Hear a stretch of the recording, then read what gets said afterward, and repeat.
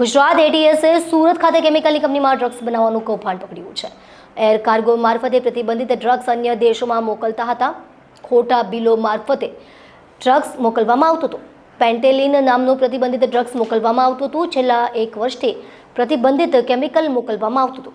સતીશ સુતરિયા અને યુક્તા વિરુદ્ધ ફરિયાદ દાખલ કરવામાં આવી. વિશ્વનો કુખ્યાત મેક્સિકન ડ્રગ્સ માફિયા સિનોલોઆ કાર્ટેલ અને સુરતના 2 ઉદ્યોગપતિઓ વચ્ચે પ્રતિબંધિત કેમિકલ્સની ગેરકાયદેસર નિકાલના કૌભાંડનો ગુજરાત એટીએસ દ્વારા પર્દાફાશ કરવામાં આવ્યો છે.